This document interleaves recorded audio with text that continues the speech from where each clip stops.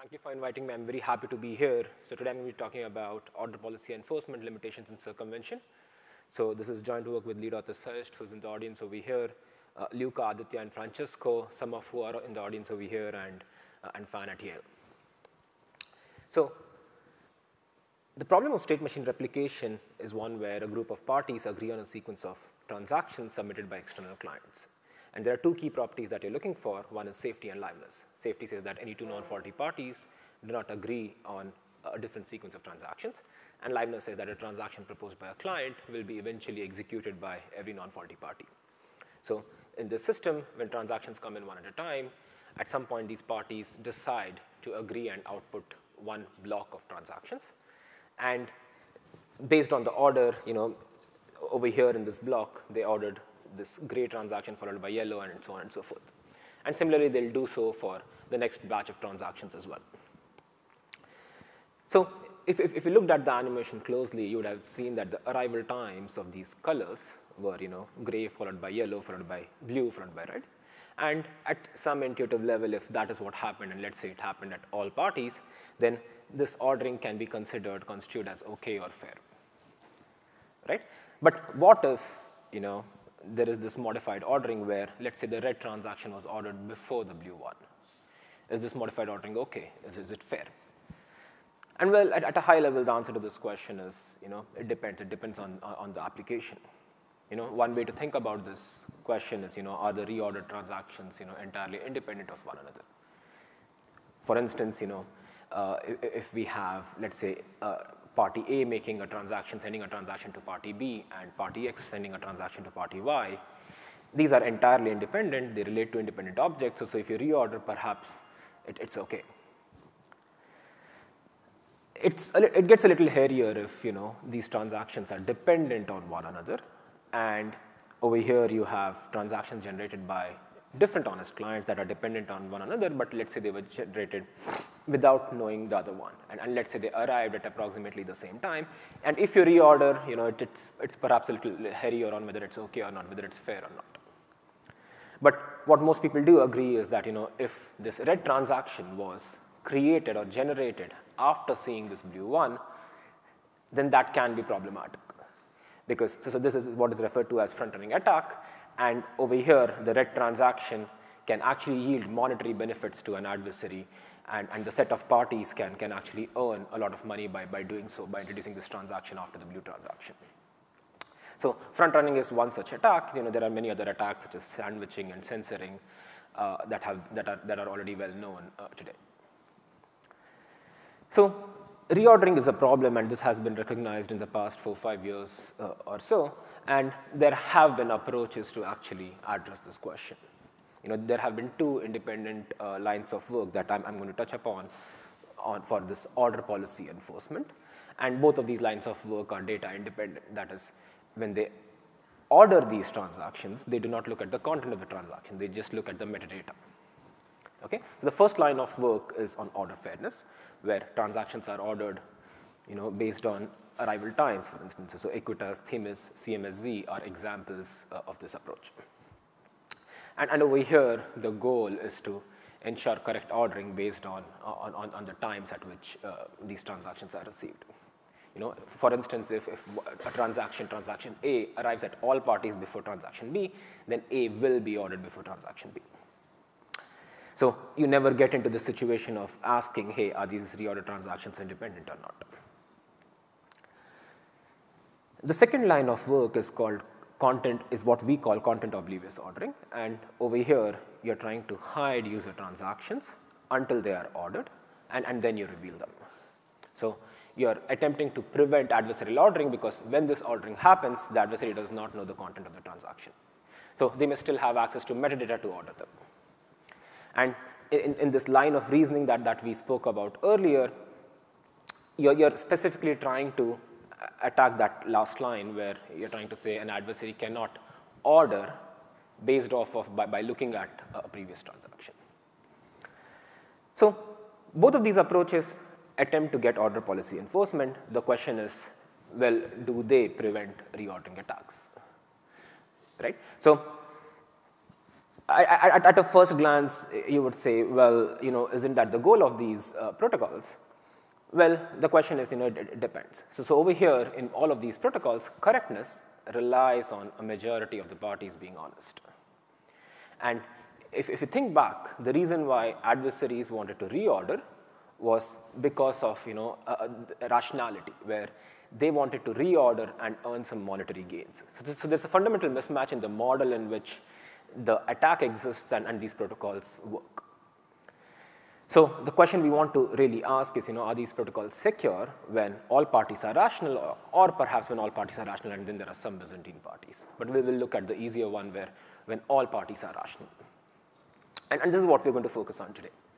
So the rest of the talk will be comprised of two parts. The first one is one where we're going to talk about these order policy enforcement protocols and show that they do not give you what they claim to give you when these parties are indeed rational.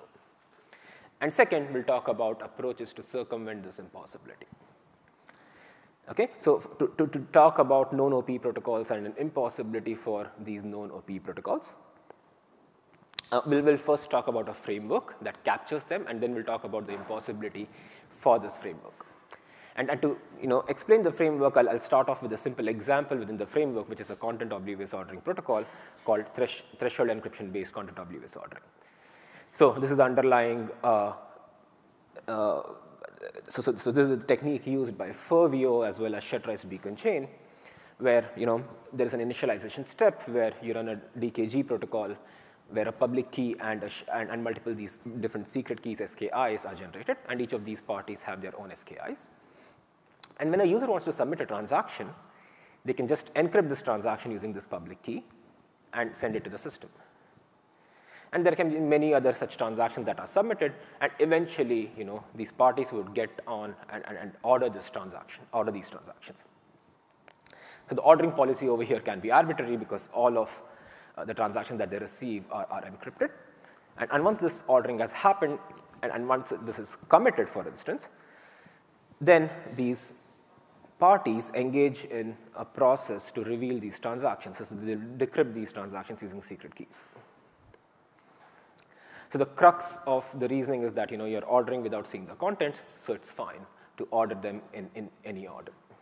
Okay? So in particular, even if you have this red adversarial transaction that came in, even if the red transaction is before the yellow transaction, it's okay because the adversary could not see the yellow transaction when it was ordered. So more generally, it turns out that all of these protocols in both of these classes can be captured by a similar set of steps where there's an initialization where you're setting public and private parameters. And then there's a transaction submission step where user submits transactions, and in the framework we can have this process to be interactive or non-interactive. It can be to all the parties involved or to some subset of these parties. So we require that the users are ephemeral. And what that means is that you can engage in this interactive step, for instance, to submit transactions. But once you do, at that point, the users go away. They are not required to come back and participate in the protocol. And finally, these parties can capture some local state, for example, the time at which these transactions were received. So once sufficiently many transactions are submitted, at some point the underlying consensus protocol would say, okay, it's now time to order. At that point, an ordering protocol is executed. So if you're running a fair ordering protocol, this is where the ordering portion of fair ordering happens. For other protocols like content oblivious ordering, you can perform a random ordering or arbitrary ordering over here. And finally, there's an optional step which is not performed by fair ordering protocols, and this is the transaction reveal step. So this is the general structure for the framework, and there are two additional constraints that I will mention. So the first one is a binding property, which says that a transaction executed by the protocol is the one that is submitted to it. So if you think about it, this is like a constraint that should hold for every protocol, right? If I say I'm going to buy 50 tokens of A, I'm indeed buying 50 tokens of A. The protocol should not execute sell 50 tokens of A, right? But at the same time, I'm mentioning this because I'm going to revisit this property at a later point. And second, we assume that between after ordering and before revealing, the state of the transaction does not change. So in terms of the actual number of bits, that is, you have the ability to run reveal if you want at any point in time. And this specifically rules out protocols like that use time-locked encryption. And finally, I'll mention again that we are assuming ephemerality of clients. That is, once they submit, they go away. So far as these constraints hold and protocols are in this framework, what we argue is that if these protocols can be attacked, then they will be attacked. In particular, if there's a protocol, Pi, which is following this OPE framework, enforcing a data-independent policy P run by a set of rational parties, then for a given input, if there exists a way to reorder transactions and earn a higher utility by not satisfying P, then Pi will not follow P. Okay? So the third constraint over here is fairly imprecise, so let me make it a little more precise, yet it'll still be a little informal, where let's say your input order was T1 through TL, and for this input stream, let's say among all the possible ways of ordering it, let's say for the parties, tsec is the ordering that yields the maximum utility U. Okay? And let's say there exists another sequence tsec prime that can be obtained by reordering these transactions T1 through TL in such a way that it's not valid, it is not satisfying P for the original stream, but it is still satisfying the policy for some input stream. And in that input stream, you have a higher utility U, utility higher than U. In that case, even if you are in the first world, you would actually output tsec prime, and that is Pi will not follow P. And this function extract that you see over here is the MEV extraction function that you're thinking about intuitively. So the crux of the argument over here, is in two phases. First is to define an attack protocol, where there's an attack algorithm run by all parties using this TE, and then showing that even if this attack is performed, no one can say that this attack fails. This attack was actually performed. So our attack algorithm is run by all parties using a TE, where they first reveal all of the transactions within the TE, and then they run this extraction function, which can be a composition of all possible extraction functions that we know of. And then within the TE, they replay these extracted functions and order them and publish this new state as if a different set of transactions were submitted. And then we can show that an attack world that I just described is very similar to a different world, a world 2, where the input stream was very different, and an OK output or a valid output for this policy P was tsec prime. And over there, since you can get a higher utility, and you cannot identify that world 1 was never the real world, that is why you can still have a utility U prime, and that is why parties are OK to attack in world 1. So with that, let me move on to the next part of my talk. So there is this impossibility result. How do we circumvent it? There are two ways of circumventing the impossibility, and this is based off of the two constraints that we laid out earlier. One is ephemerality of clients, and second is the binding property. And we'll relax each of these. So relaxing each of these properties individually can yield protocols that circumvent this impossibility. So let's go with the first one, where we require the clients to stay until their transaction has been added or committed to the chain. So in such a situation, the protocol is really simple, right? The client submits a commitment to the transaction, and you reveal the transaction content only after it has been committed. Since an adversary can never see the transaction content, of course, it cannot attack or reveal based on the content of the transaction. A drawback over here is, it requires the clients to be online, which is cumbersome for the clients, one. And at the same time, it is, so clients tend to be fickle, so it's not good for the protocol either. One way around this is to, use TEs to escrow this information, where, let's say, parties are holding these TEs, and they will reveal only if this content or a commitment has actually been committed. So this is one approach. The other more interesting approach from an idea standpoint is this relaxing the binding property, where we ask this question, what if the transaction submitted by the user is not guaranteed to be the one that is committed and executed? I think going back to the example I gave, what if my transaction says buy 50 tokens of A, and actually what happens is what gets executed can perhaps be, sell 50 tokens of A. So that can be problematic, but let's say that does not happen, in most cases. And, so far as, in particular, so far as most parties are rational, or a specific subset of parties are rational, that wouldn't happen. So at that point, we are relaxing this property to be rational binding, where this binding property holds so far as some subset of parties or stakers are rational. In that case, what we show is that you can create a protocol where you can ensure that sandwiching attacks do not happen in AMMs. This is like a specific subset for a given application, but let's try to understand what sandwich attacks are and how we can relax this binding property in this case.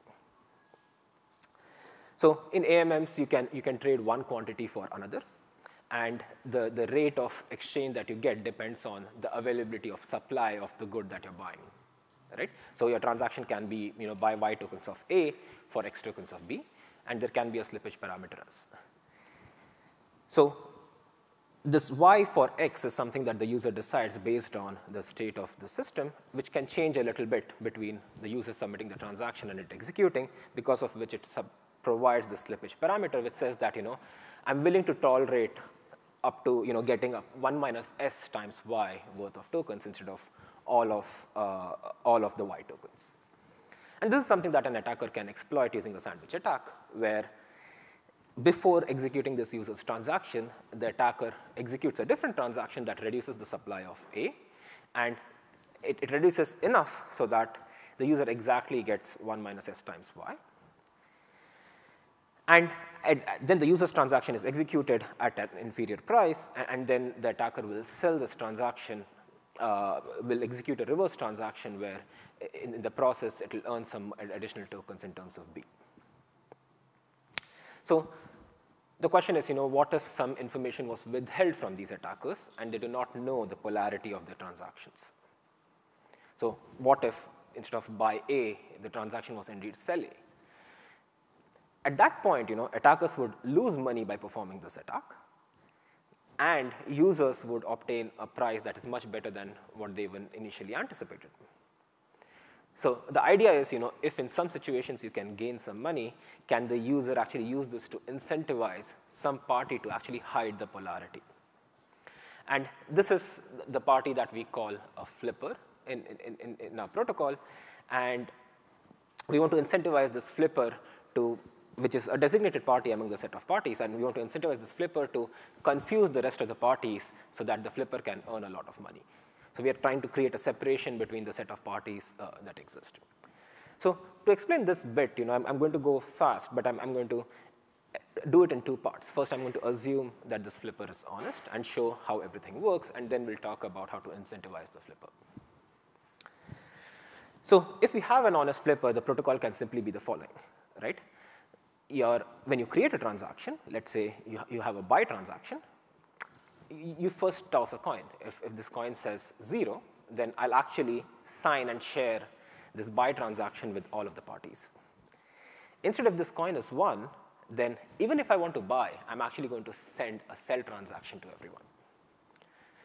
Okay? And in addition, so that the flipper knows the truth, I'm going to share an unsigned bit with the flipper. So intuitively, the reason why this bit is not signed is because the flipper is, eventually it's going to be rational, and you do not want the flipper to collude with the rest of them. So now that you can run any content oblivious ordering protocol, and the only addition that you would have is the flipper will reveal this bit B after the transaction is committed. At this point, it turns out that you can make two guarantees. First is correctness. If you have an honest flipper, it will always reveal the correct bit. So even though I wanted to buy a transaction, even though on the chain it is a sell, after the flipper reveals this bit, it would again turn into a buy. So a correct transaction would be executed.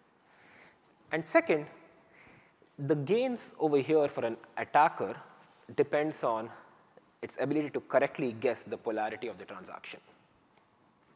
So if it's able to guess the transaction polarity correctly, it would have gains, otherwise it would not. So if it's like a 50-50 chance, then the adversary does not have any gains over here. So the last bit over here is, how do I incentivize this flipper to do the right thing? So the first thing it needs to be incentivized to do is that the flipper needs to be incentivized to not reveal the correct bit to the other parties. That is, not collude with the other parties. And for that, we create a separate transaction where in situations where the user gains some money and the other party guesses incorrectly, at that point, the flipper would earn some money in the process. And the second part is, if the flipper cheats in the sense that an incorrect transaction is executed and the eventual bit that is revealed is incorrect, the flipper needs to be held accountable. And over there is a penalty mechanism that we introduce to make this happen. So I'll mention that this is an interesting idea, but this is still a work in progress because there are some caveats over here. For example, if I'm switching from a buy to a sell, and if I actually do not have that many transactions, it may not work. So I think this is an idea that we are very much exploring right now. So to conclude, we spoke about two things. One is data-independent OPE protocols that follow the framework are not secure when all of these parties are rational. And second, we spoke about two ways to circumvent this concern. One is relaxing the ephemerality of clients.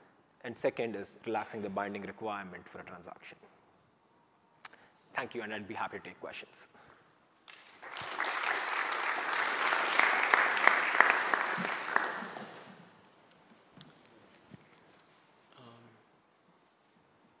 I just had a great presentation, by the way. How do you discern that the flipper was honest after the events occur? Because you presented in the earlier part of the talk that it's hard to discern at times if honest parties alienate out of rationality. So how do you actually determine that a flipper flipped, I guess, on the protocol to penalize them? So I think the reason why I introduced honesty is just so that it becomes easier to understand the scheme. Over here in the protocol itself, we are not requiring the flipper to be honest. So in the end, so the flipper essentially makes a promise to the user that I will send in the correct bit. And using that promise, the user can come back and, at any point in time, 2 weeks from now, penalize the flipper and say, slash so much amount of money because the flipper has lied at a later point. So the flipper is kind of making a commitment only to the user to say that I'm going to do the right thing. Cool. Thanks. Good question. Wouldn't you have to pay the flipper at least as much as the sandwich attack was worth? Because otherwise, it could just shift strategy and sandwich you. Sorry, come again? So if the flipper is rational, right, like wouldn't you have to pay the flipper at least as much as a sandwich attack would have cost you? So it turns out that if you change the polarity of the transaction, you can earn a lot more in the other direction under some parameters. And then you can give the balance. So let's say the exchange rate was Y for X, right? So the user can still get Y for X, and there is the other side of the gain because of so the user is not paying off of its pocket. The set of attackers who attacked, they are going to lose money, and that is going to go to the flipper. Right, but this assumes that you don't change strategy because you know that this is going to happen, right? So you'd probably reduce the amount you would sandwich such that you would not get that profit on average. So essentially what it means is at the end of the day, I think that you'd still have to pay the flipper roughly the amount that you expect to get sandwiched by. Otherwise, they would just do the same attack if they were rational. Right, the point is you have to pay the flipper at least as much as they would earn by performing the attack. Otherwise, they would just do it. Because we're assuming that they're rational, right? They would just shift the strategy. So I guess I don't know how to square this, these two things. Does that make sense? I don't know about Sure, I think maybe let's chat offline. Okay, that's good. Two questions. One, does the AMM require integration with the flipper? Is there some kind of specific handling that they need to set up? So over here, from a protocol standpoint, after the transaction is committed, you need the flipper to send in a bit. So in that sense, there is something that is required because even after the transaction is committed, the flipper needs to provide an input, and that is the transaction that would be output. And then secondly, it seems that somebody who is malicious could always say mess with the polarity, so it's kind of like a denial of service or like censorship. Is there like some kind of strong incentive to prevent that? Just mainly like if you see like large transactions happening, it could seem very cheap to attack the network that way or attack the AMM that way. Sure, I think so that is exactly what we're giving up to circumvent the impossibility over here. So I think a Byzantine flipper can indeed do something incorrect. It would be penalized, but it can perform such an attack. Thanks. How is a flipper selected? Is it a permissionless role or is it predetermined? Is there any reputation for continuing to be a flipper longer term? So we do not specify how to do it, but one reasonable thing could be, if you're running a content oblivious ordering protocol, there is a reveal phase, and during this reveal phase, whoever is proposing the block, that is the party that can reveal, that can act as the flipper. It kind of makes sense to do it that way because at that point you're not waiting for an input from someone else.